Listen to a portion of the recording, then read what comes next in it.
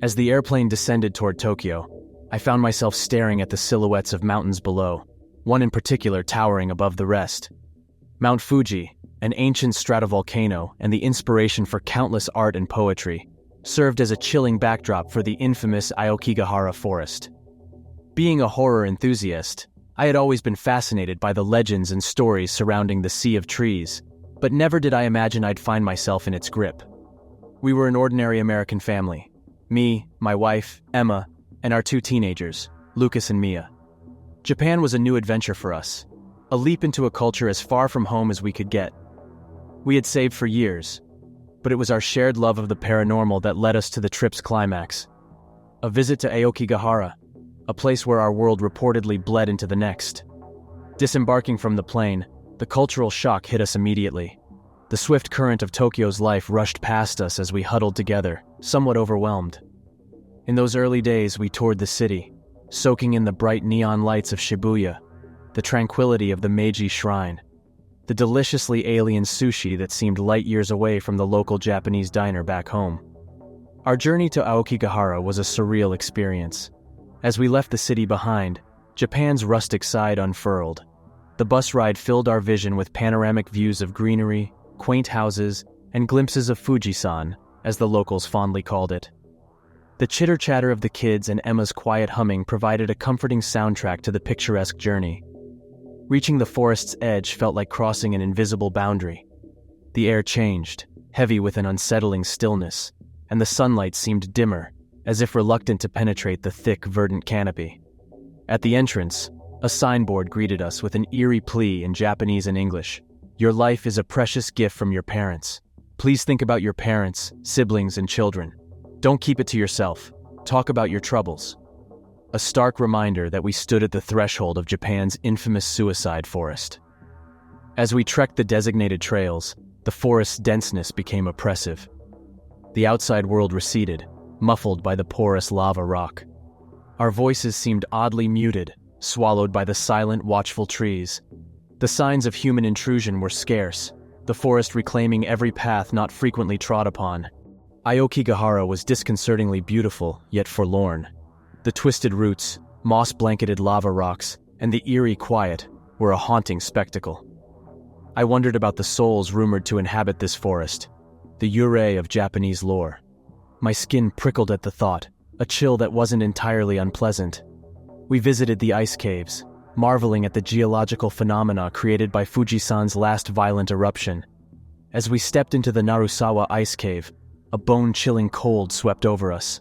The walls glistened with permafrost, sparkling eerily in the dim light. Lucas, ever the joker, teased Mia about the ghosts frozen into the cave walls. Emma reprimanded him with a half-smile. She enjoyed their banter but was just as superstitious as I was.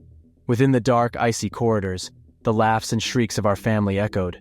We posed for pictures, the flash of our camera briefly illuminating the frosty stalactites. But behind the family fun, a sense of unease clung to me, cold and unshakable. Despite our best efforts to respect the forest, were we intruding upon sacred ground? I pushed the thought away, focusing on Emma's warm hand in mine and the echo of our children's laughter. This was a family trip after all. Exiting the cave felt like a gasp of fresh air, like waking up from a strange dream. We made our way to the Fugaku Wind Cave, its chill winds earning it the name. There we discovered nature's odd artistry. Lava shelves and rope-like lava formations sprawled around us. The kids were fascinated, their lively chatter filling the silence. Emma held my arm, her eyes wide with wonder. Aokigahara, in all its infamy, was nature's art installation, a place where life clung stubbornly to the volcanic soil. Towards the end of our first day, we decided to visit the Lakeside Bat Cave. The entrance was shrouded in an uneasy silence, save for the distant call of a bush warbler. Our flashlight's beam cut through the darkness, revealing countless bats hanging from the ceiling. A chillingly spectacular sight that left Mia squealing in delighted fear, and Lucas utterly fascinated. We kept to the path, careful not to disturb the uncanny residents of the cave. The sun was beginning to set as we emerged from the cave, casting long, ghostly shadows. A cold wind swept through the forest, rustling the leaves and chilling our skin. It was time to head back to our lodgings. We had planned to camp within the forest boundaries, a prospect that was exciting and nerve-wracking in equal measures.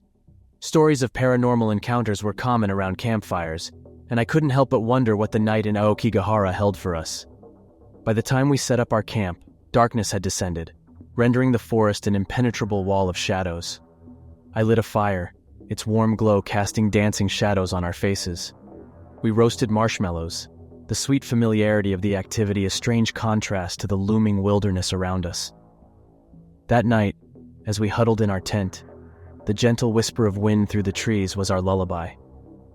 I held Emma close, her steady breathing a soothing rhythm in the stillness.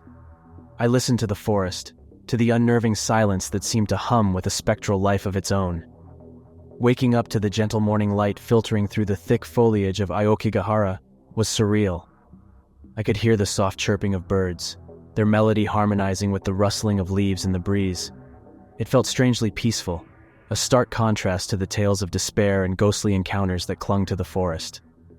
We began the day with a warm breakfast cooked over our dying campfire. The kids were eager to set off on a trail, to see the legendary Sea of Trees up close. They had heard enough of its ghost stories, and were excited to see if the lore had any truth. Emma and I shared amused smiles, humoring their curiosity while carrying our own unspoken apprehensions. We followed a designated trail, each step taking us deeper into the forest. The beauty of Aokigahara was undeniable. Towering conifers and broadleaf trees gave the forest an ancient, mystical aura.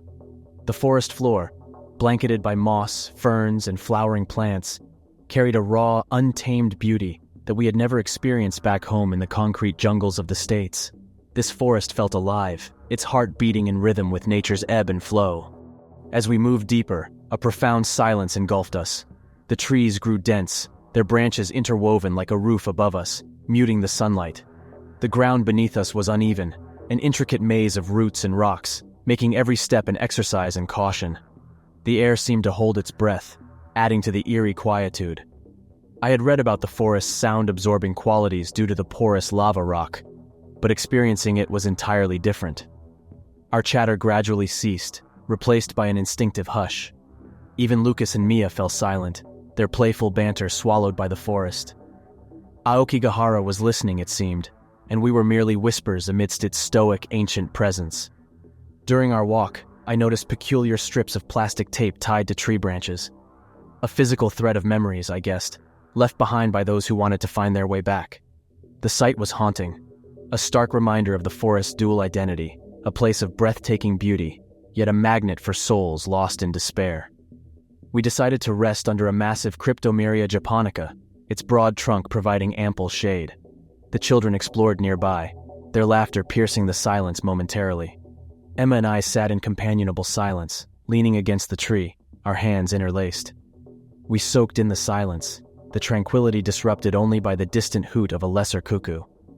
The stillness of the forest seemed to slow time, rendering our urban lifestyle a distant, forgotten memory. As the afternoon waned, we prepared to return to our campsite, but somehow, everything seemed different. The forest had changed its face subtly. Shadows stretched and warped. Sounds that were absent during our inward journey now filled the silence. The crunch of leaves underfoot, a distant rustling, and an occasional low growl that I assured myself was just the wind.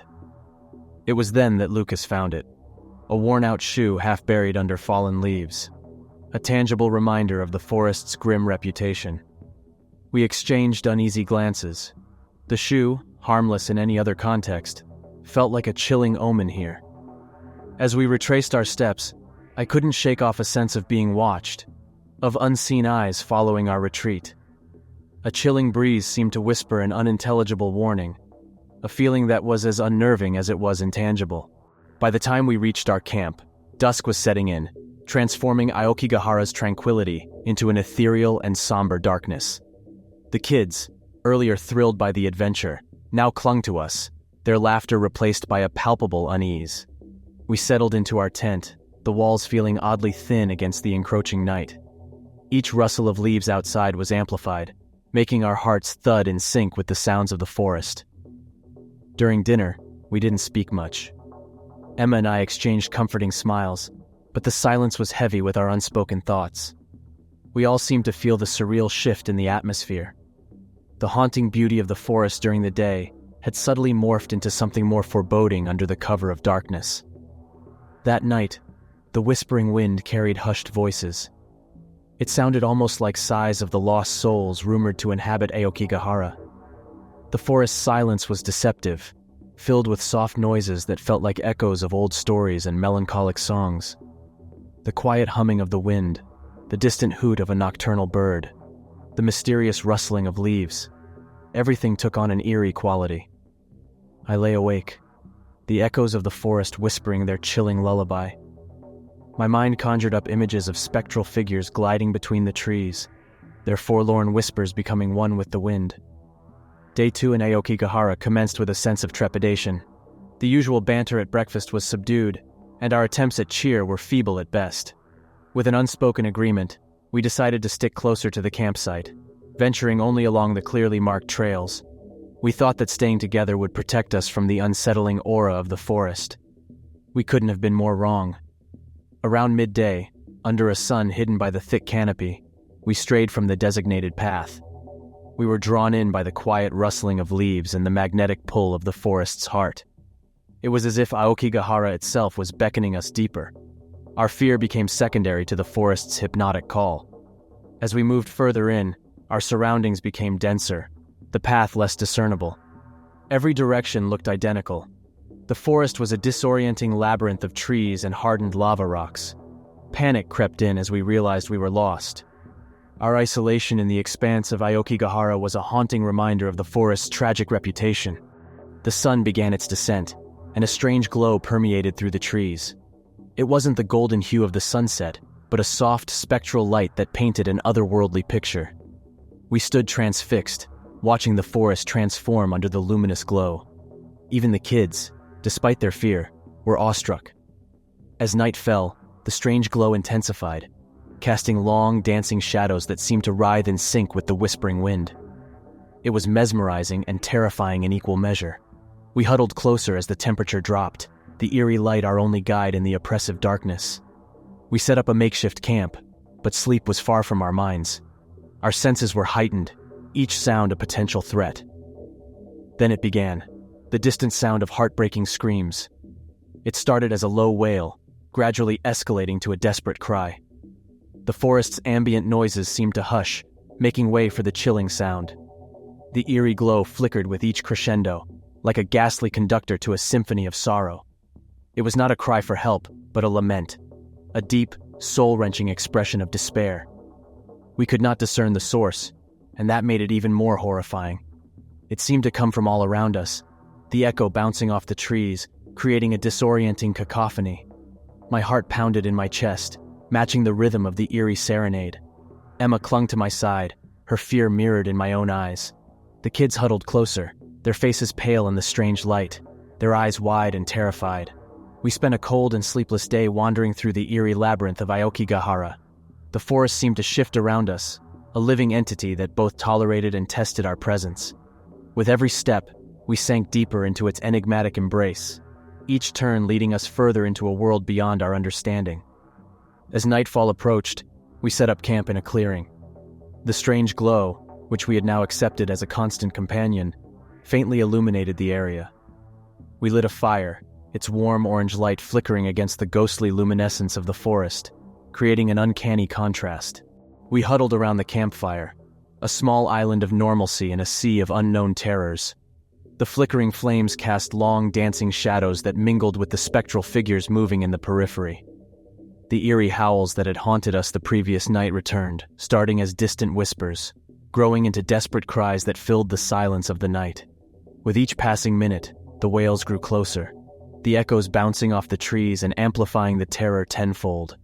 We could feel it in our bones, a chilling vibration that seemed to resonate with the spectral glow, amplifying our dread. Then they appeared, shadowy figures emerging from the depths of the forest. Humanoid in form, they were neither solid nor transparent, but something in between. Each was surrounded by an ethereal glow, matching the spectral luminescence that shrouded the forest. They looked at us with unseen eyes, their presence silent and ominous. Yet they did nothing. They just watched, their stillness more terrifying than any overt threat. The circle around our campfire grew tighter as we stared back at these entities. We were entrapped in a silent standoff, our heartbeats drumming a frantic rhythm in our ears. The wails continued to fill the night, now accompanied by the silent vigil of these spectral watchers. Fear clung to us like a second skin, but amidst the terror, there was a sense of fascination, a morbid curiosity of the unknown. We sat in our huddled group, eyes wide and alert, taking turns to keep the fire burning. The children clung to Emma and me, their innocent faces marked by terror. We whispered soothing words to them, our voices shaky yet determined. We watched the figures, and they watched us. The night stretched into a timeless void, our reality distorted by the forest's haunted symphony. Our world had narrowed down to the flickering campfire and the silent spectral figures, an unreal reality crafted by Aokigahara itself. The first rays of dawn pierced the spectral mist, washing the forest in a soft gray light. The howls that had haunted our night ceased abruptly, and the strange figures that had watched us in silence seemed to fade away with the darkness. As we began to let our guards down, we heard a sound that was all too human: voices. A group of people emerged from the woods, dressed in bright orange jackets and carrying walkie-talkies. The kids were the first to break away, tears streaming down their faces as they ran into the open arms of the rescuers. Emma and I stood in a stunned silence, relief washing over us in waves. We embraced each other, our bodies still trembling from the night's horror. The rescuers greeted us with kind words and warm smiles, but there was a sense of disbelief in their eyes. They explained that they had been looking for us, following our trail, and were surprised to find us here, in the heart of Aokigahara. What shocked us the most was when they revealed we had been missing for over a month. Emma and I looked at each other, our minds unable to comprehend this. We had been gone for just a few days, not even a week. How is this possible? Yet the evidence was there. Our beards had grown long and unruly, our clothes were worn and dirty, and the kids were noticeably thinner. But our minds still rebelled against this reality. The strange events in the forest, the glow, the cries, the spectral watchers, and now the lost time, all these things pointed to an otherworldly influence. But as the sun rose higher, the supernatural aura of Aokigahara faded, leaving behind a normal forest, hauntingly beautiful but earthly nonetheless. We left Aokigahara under the escort of the rescue team, our minds filled with unanswered questions. But one thing was clear: we were safe now, back to the mundane reality of our lives. Yet the mystery of Aokigahara lingered, a haunting melody that would forever echo in our memories.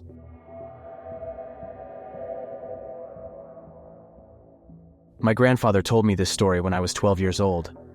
Even then, with all the charm of a child's naivety, it seemed like a bedtime story told to whet my curiosity and ignite my dreams. Only now I realized that everything my grandfather told me was true, that he wanted to warn me not to get into the situation he himself was in. My name is Carl, and I'm 24 years old now. But the innocence of my childhood and the echo of my grandfather's words never left me. They shaped my life, my decisions, and my passions. Now, I am a scientist like he once was, venturing into the depths of the unknown, seeking knowledge, just as he did in his younger years. His name was Victor, and he was not merely a scientist. He was an adventurer, a dreamer, unafraid of the many wonders and horrors our world had to offer. This is my grandfather's story. As a young man, my grandfather went on an expedition, a trip that led him to the heart of the Amazon rainforest. He was tasked with studying the local fauna, documenting species that were unique to the Amazon. Yet his fascination often steered him beyond his designated path. It was not just animals that caught his interest. It was also the unique, often deadly vegetation that carpeted the forest floor and climbed towards the heavens, shrouding the Amazon in an everlasting verdant hue. One such plant he told me about was the Strychnos toxifera, more commonly known as curare, a plant with a deceptive beauty that masked its deadly nature. Its dark green leaves, which hung in clusters, and its tiny bell-shaped flowers, emitting a gentle fragrance, were a common sight within the forest. But hidden within the plant's graceful exterior was a potent poison that could swiftly rob a man of his life. He explained how the indigenous tribes used the plant's extract, coating their arrows and darts with it. Even the slightest scratch could introduce the deadly poison into one's system. It would start with a feeling of unease, he said, a subtle weakness that could easily be dismissed as fatigue. Then, the victim would experience difficulty in moving their limbs, as if a heavy weight had settled on their body. The poison would then attack the respiratory system, causing the victim to struggle for breath until they succumbed to suffocation, all while the mind remained horrifyingly aware, trapped within a paralyzed body. The way my grandfather described it painted a vivid picture in my mind. I could almost see the plant, its innocent-looking leaves hiding their deadly secret. I could almost feel the creeping numbness spreading through the victim's body, the growing desperation as their body refused to respond, the terrifying realization that they were dying, and the hopeless struggle for a breath that would never come. In the beginning, the expedition, led by Michael, a seasoned man of science, was a vision of excitement and curiosity. Grandpa and his fellow researchers established their camp amidst the dense canopy of the Amazon. The days were filled with exploration and cataloging. Each plant, each strange, twisted vine, and creeping creature cataloged in neat, meticulous notes. Every night around the fire, they would discuss their findings, their voices weaving stories that echoed through the trees and into the starry canvas above. One day, as the sun's blazing orb began to dip beneath the horizon, painting the sky with hues of crimson and gold, Mary, a vibrant woman of unquenchable curiosity, stumbled upon something extraordinary. Concealed by centuries of overgrowth and camouflaged in the eternal green of the Amazon, she found an ancient structure. My grandfather described her voice crackling with excitement through the walkie-talkie, her words tumbling over each other in her hurry to share her discovery. The camp buzzed with energy that evening, their meal forgotten as sketches were drawn and theories speculated. Among them were a few who had once dabbled in archaeology. They set out to study the ancient edifice. Days turned into a whirlwind of activity as they unearthed more structures, their architecture a testament to a civilization that once flourished and now laid forgotten. They speculated it to be an ancient city, several thousand years old. A discovery of this magnitude could change history. The thrill of uncovering this lost city hung heavily in the air, every breath tainted with anticipation. Michael, a beacon of rationality amidst the excitement, made the decision to inform the relevant authorities. His plan was to head to the nearest town in 3 days, gather additional experts, and legitimize their find. However, the forest had other plans. The very next day, the 2 scientists appointed to study the structures didn't return to the camp. Their disappearance hung like a dark cloud over the camp, the excitement of the past few days evaporating as worry crept in. The encampment had fallen into a tense silence following the disappearance of their colleagues. Michael, the team's seasoned leader, put his journey to town on hold, directing all efforts towards the search for the missing scientists. Victor, my grandfather, was also selected as a member of this search team. As the dawn's early light washed over the Amazon, the search party began their trek towards the ancient structures. The once vibrant forest seemed unusually muted, the usual cacophony of the bird's song and rustling fauna conspicuously absent. Even the insect life, a persistent part of the forest's landscape, was markedly sparse. The wildlife seemed to have given this part of the forest a wide berth, as if wary of the ancient secrets buried within its heart. Victor, attuned to the forest's rhythm, found this unsettling silence deeply disconcerting. However, he steeled his resolve, pushing the ominous thoughts to the back of his mind, and focused on the task at hand. The ancient structure loomed ahead of them, a pyramid-shaped edifice ensnared by nature's clutch. Its stone facade was gnarled with the wild tendrils of vines and roots, lending it an eerie aura of forgotten times. The pyramid offered 3 entrances, and near one, the bags of the missing scientists lay abandoned. A decision was quickly reached. One member would stay on guard outside while the rest ventured inside the enigmatic structure. The group, now reduced to 5, Victor, Mary, Michael, Ted, and Chester, began their descent into the gloom of the pyramid. The structure's interior was a testament to the ravages of time, a cavernous space that had given in to the relentless encroachment of the jungle. As they descended, a chill crept up, the structure's temperature noticeably cooler than the outside, a tomb-like chill that sent shivers up Victor's spine. Their descent was abruptly interrupted when Ted fell through a hidden pit, the echo of his fall ringing through the ancient structure. A few frantic moments later, they established that Ted was mostly unscathed, with only minor scratches and a good dose of shock. Victor quickly descended after him with a rope, their flashlights illuminating the dust-choked pit. What they found at the bottom was a chilling sight. They stood in a vast chamber, perhaps another floor of the ancient pyramid. The chamber was filled, from corner to corner, with human bones. Thousands and thousands of skeletons lay in the eerie glow of the flashlight, an ancient graveyard hidden beneath the Amazonian foliage. My grandfather, panicking, scrambled back to the surface, relaying the grim discovery to the others. Michael, after a moment of stunned silence, rallied the group. Despite the clear danger of the place, they had to continue the search for their missing colleagues. With renewed caution and heavy hearts, the team ventured deeper into the heart of the ancient city. My grandfather Victor said that as he plunged deeper and deeper into the ancient structure, he could not get rid of the gnawing terror that gripped his heart. His thoughts felt muddled, as if he were navigating through a thick fog or sleepwalking. With each step further into the enigmatic labyrinth, the sense of dread amplified, pressing down on him like a great weight. Despite his reservations, Victor held his tongue. After all, Michael was an experienced and highly respected scientist. Yet, a primal instinct screamed out a warning. They were headed towards calamity. They needed to turn back. After a couple of hours of cautiously picking their way through the structure, the group emerged into a grand hall. Ringed by imposing columns, an altar-like structure stood in its center. Amongst the eerie stillness of the hall, they found the discarded clothes of their missing colleagues. Every item was accounted for, down to their undergarments. It was as if they had stripped naked and wandered off. Victor found it hard to swallow this theory. The structure, particularly deeper into its bowels, was chilled. The hall, for instance, was as cold as early winter. It made no sense for anyone to abandon their clothes voluntarily in such conditions. The mystery deepened, and with it, the unease that clung to Victor like a second skin. Ignoring his escalating terror, Victor tried to voice his concerns to Michael once again. However, the head of the group dismissed him with a stern glare, ordering him to continue the search. After a few more minutes, Victor began to hear indistinct voices, whispers, faint laughter, echoing through the ancient stone halls. He tried to brush it off as paranoia, but the uncanny behavior of his fellow scientists began to shake his resolve. Ted had started humming songs under his breath. Chester was disrobing piece by piece, and Mary was crying softly, whispering pleas to her mother.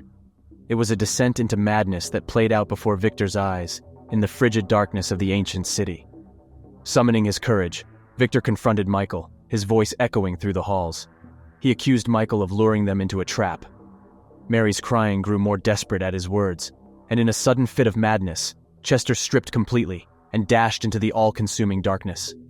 Throughout the chaos, Michael remained silent, his gaze fixed on the unraveling sanity of the search party. Victor, a surge of rebellion in his heart, braced himself for the confrontation that was inevitable. Victor found himself in a surreal limbo. He felt as if he were adrift in a terrifying dream, unable to wake up. Suddenly, Michael approached him. His form seemed to waver, like a reflection in disturbed water. His words, while addressed to Victor, felt distant and muffled, as if spoken underwater.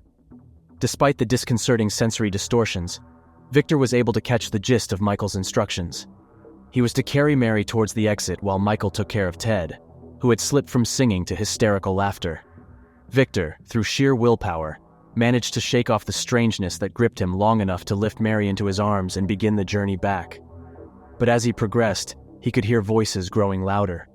They shrieked, pleaded, cried, and laughed, all in a language foreign to him. Fear intermingled with a bizarre sense of amusement in Victor's mind, but the fear took over the closer they got to the exit. They were met by the scientist who had been left outside the structure. He wasn't alone.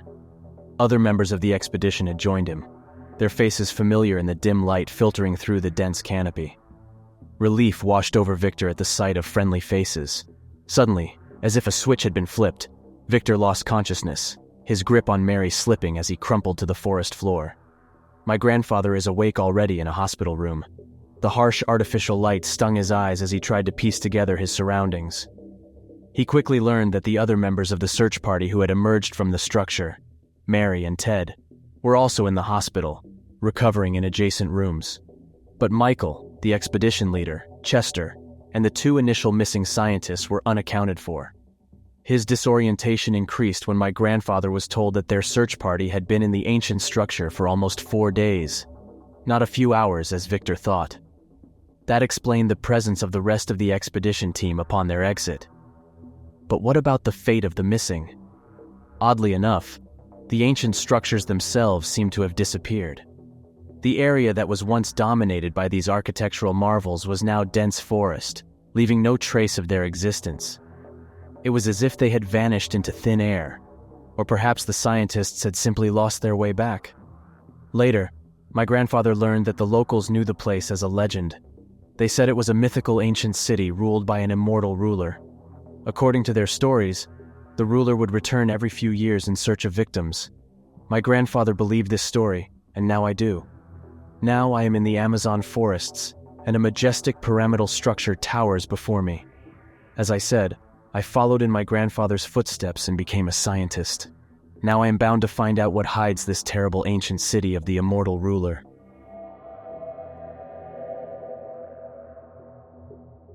End of the road, Jack murmured as the car pulled up on the fringe of elfin forest. The setting sun, a fiery eye looming in the west, painted everything gold. The sun's final hours, I thought to myself, appreciating the peace it gave the scenery. A strange calmness befell me, even though I knew that wasn't what we came for. For as long as I've known Jack and his girlfriend Sarah, they've had an insatiable curiosity about the supernatural. These weren't your typical ghost-chasing millennials. Oh no.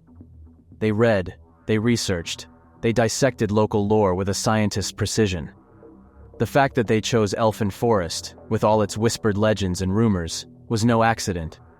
We were on a quest of our own, chasing down the mysteries the haunted groves of the forest promised.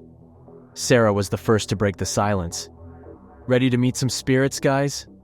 Her eyes sparkled with anticipation, matching her wavy auburn hair that danced in the breeze. She was the gutsy one, impulsive and brave. Jack, on the other hand, was the grounding force. His dark eyes held a deep-seated calmness, a contrast to his rugged exterior. Both of them, so distinct yet so perfectly complementing each other, made an ideal team. I was the cautious one, never as bold as Sarah or as collected as Jack. You could say I was the voice of reason, the buffer in their wild escapades. But I was just as captivated by the mysteries of the world. I wasn't the bravest soul, but the allure of the unknown, the promise of a thrill, was too strong to resist. As we walked deeper into the forest, I was instantly captivated by the ancient trees rising high above us. Their branches, like skeletal fingers, reached out, sketching eerie patterns against the evening sky. The whispering of leaves felt like they were holding 1,000 secrets, creating an atmosphere that was both captivating and chilling. As the sunlight started to wane, I noticed a figure standing further down the trail. Dressed in white, her hair as gray as storm clouds, she seemed as ancient as the forest itself. Her gaze fell upon us, a strange mixture of curiosity and sadness. "Who are you looking for?" Her voice echoed through the silence, thin and eerie. It sent a cold shiver running down my spine. "Excuse me?" Jack replied, taken aback. "The one you seek. Who is it?" she demanded, her eyes narrowing. "We don't understand," Sarah replied, her voice trembling slightly. "We are not looking for anyone." The strange woman looked at us for a moment longer, her gaze unnerving. Then with a nod, she turned away, leaving us standing in the cooling twilight. "What was that about?" Sarah asked, a flicker of uncertainty in her eyes. Jack shrugged, just as confused as we were. But something told me that we had just crossed the threshold of the ordinary, into the realm of the extraordinary. As we set up camp amidst the whispering trees and the darkening sky, I couldn't help but feel a sense of foreboding. The forest, with all its beauty and eeriness, had us in its grip. And the strange woman, with her cryptic words, had sown the seeds of an otherworldly enigma. As I lay under the canopy of stars, I found myself wondering about the woman's question. It seemed absurd then, but it was just the beginning of a journey that would challenge our sanity, question our reality, and alter our lives forever. Morning light seeped through the dense canopy, casting an ethereal glow over our makeshift camp. The verdant forest, still holding onto the night's chill, was slowly warming under the touch of the sun. An eerie serenity clung to the air, an uneasy calm before the storm. We broke our fast, the remnants of last night's encounter still hanging heavy in the silence. A rustling sound broke the quiet. Sarah emerged from her tent, her gaze wide and curious. "Did you guys hear anything last night?" she asked, her eyes flitting between Jack and me. We both shook our heads. Whatever was in store for us, the forest wasn't revealing it just yet. Determined to uncover the secrets that Elfin Forest held, we packed up and followed a worn trail deeper into the woods. The path was like a living entity, winding and snaking through the dense undergrowth. We moved like specters under the towering trees, their gnarled barks bearing the scars of countless seasons. The trail divided abruptly into 3 paths, each promising a different journey. The first led to the open glades, where sunlight streamed through freely, painting the landscape in a warm glow. The second led deeper into the thick forest, where the shadows danced under the emerald canopy. And the final path snaked its way into a thicket of bushes, their thick, impenetrable layers swallowing the trail. A hushed conversation ensued. In our hearts, we knew we'd choose the path that held the most promise of mystery. The glades were inviting, but they lacked the allure the shadowed depths offered. The thicket was too risky, even for Sarah's adventurous spirit. Our decision was unanimous. The thick forest it was. As we prepared to venture deeper, our eyes landed on a cryptic sign etched into a gnarled tree at the trailhead. A set of symbols, none that we recognized, was carved deeply into the bark. The markings were old, the grooves filled with a dark, mossy substance. "What do you think it means?" I asked, touching the rough bark gently. "Could be an old warning, or maybe it's just forest graffiti," Jack proposed, his fingers tracing the unfamiliar markings. "But from whom?" Sarah wondered aloud, her gaze thoughtful. There was a certain thrill to it, a sense of adventure that mingled with a subtle dread. A small warning bell rang at the back of my mind, but I shrugged it off. After all, we came looking for the unknown, and here was our first tangible clue. Shouldering our packs, we stepped onto the path, the forest swallowing us into its cool, silent depths. We continued under the watchful eyes of ancient trees and the cryptic sign we didn't understand. The deeper we ventured into the forest, the more I felt a pressing weight of isolation and remoteness. Sounds of life were faint, but they were there. The occasional rustle of leaves as a squirrel scampered across the forest floor, the distant call of a bird, the muffled roar of a wild beast. It was an orchestra of the wild, and we were trespassers in their world.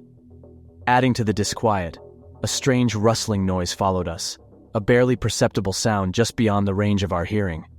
It was like a specter stalking us, an unseen entity in pursuit. The eerie sensation gnawed at our nerves, taking the edge off our adventurous spirit. Finally, we reached the forest's edge as the day was fading. The sprawling landscape opened up to a clearing, a tranquil oasis in the heart of the wilderness. Deciding it was a good place to set up camp, we hurriedly erected our tents before nightfall. As darkness cloaked the forest, we gathered around a campfire, its flickering light casting dancing shadows against the inky backdrop of the night. The haunting sounds of the forest were now replaced by the comforting crackle of the fire. We shared stories, the warmth of camaraderie warding off the unsettling quietude of the forest. The peace was interrupted by the sudden appearance of a man and a child, both emerging from the darkness. Startled, we watched them approach, their eyes reflecting the firelight. The man was lean and ragged, while the child clung to him, her face partially hidden under a dirty shroud. "Could we warm ourselves by your fire?"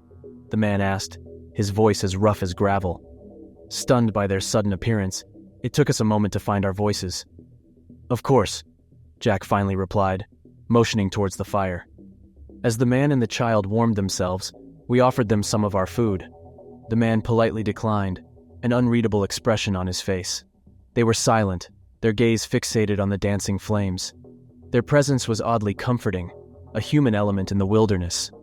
Without a word, they rose after a while and melted back into the darkness, leaving behind an air of profound silence. Their unexpected visit left us unnerved, yet strangely fascinated. We had crossed paths with 2 strangers, their lives as mysterious as the forest that housed them. As I drifted to sleep, their images danced in my mind, just like the shadows against the inky night sky. We set off at dawn, our spirits sobered from last night's encounter. The usual morning chirping seemed subdued, the air heavy with an unspoken tension. With each step, the image of the man and the child from the night before loomed over my thoughts. Their haunted faces, their silence, their sudden departure. It all felt surreal, like a half-remembered dream. As we advanced deeper into the forest, a chilling sight awaited us. My heart skipped a beat. There, hanging from a gnarled tree, were the man and the child we had encountered the previous night. Their lifeless bodies swayed gently with the breeze, a macabre dance in the eerie silence of the forest. Beside them, on her knees, was the white-clad woman we had met when we first arrived. Her cries echoed through the woods, a haunting lament that pierced the silence. The raw pain in her voice was a stark contrast to the tranquility of the forest. She seemed to be cursing someone, her words a string of vehement invectives, but the identity of the cursed remained unknown. We stood frozen, our minds reeling in shock, disbelief, and horror. The gruesome sight before us transcended the borders of reality. It felt like we were caught in a nightmarish loop, a grim tableau etched in the canvas of the forest. Shaking off our initial shock, Jack led the charge. "We need to help," he insisted. Sarah and I followed his lead, running towards the horrific scene. But as we sprinted closer, the unthinkable happened. The woman, the man, and the child vanished right before our eyes, like mirages fading under the brutal sun. The once grisly scene was now just another part of the serene forest, as though the horrifying spectacle had never occurred. We stopped in our tracks, our hearts pounding, breathless not from the sprint, but from the bewildering spectacle we had witnessed. The forest, once a silent spectator, seemed to echo with the woman's wails. We looked at each other, our eyes wide with shock and terror. There was no denying it anymore. We had trespassed into the realm of the supernatural, a reality that was as horrifying as it was mesmerizing. Rooted to the spot, we stood in stunned silence, the imprint of the ghastly scene still fresh in our minds. After a prolonged silence, we began to talk, our voices hushed, our sentences punctuated with unease. Each one of us was grappling with the implausible spectacle we had witnessed, but speaking it aloud gave it a semblance of reality. "We need to explore," Sarah said, a resolute look in her eyes. Despite the fear that gnawed at us, we knew she was right. We had to understand what was happening, but the forest had plans of its own. A sudden gust of wind blew through the trees, causing them to groan under the assault. Clouds amassed above us, blanketing the sky in ominous gray. Drops of rain started to fall, slowly at first, then rapidly escalating into a torrential downpour. Thunder rumbled in the distance, the threatening roar adding to the unsettling atmosphere. Amidst the storm, we caught sight of a chilling spectacle. A dark figure was being chased by the woman. Her curses filled the air, echoing over the deafening rumble of the storm. The scene was surreal, like an unearthly painting come alive. As abruptly as they appeared, they vanished, leaving us in the midst of the storm, our minds filled with terrifying images. The storm showed no signs of relenting, and we knew we had to escape. The allure of the elfin forest was replaced by a primal need for survival. Driven by fear and urgency, we sprinted through the thick forest, the woman's haunting cries echoing in our ears. The sounds of the storm were intermingled with distant howls and chilling curses, each sound amplifying our fear. Battered by the storm and driven by adrenaline, we finally emerged from the forest. The comfort of civilization washed over us, a stark contrast to the supernatural drama that had unfolded in the forest. Catching our breath, we shared our encounter with the locals. Their reaction, a mix of horror and resignation, was followed by a tale that sent chills down our spine. They spoke of a legend of a woman who had lost her husband and child and was looking for their murderer. She was said to be a restless spirit, her anguish echoing through the forest. It was then that it clicked. We had come face to face with the spectral entities of the elfin forest. As terrifying as it was an encounter that shed light on the mysteries of the forest, unraveling a tale as old as the trees themselves.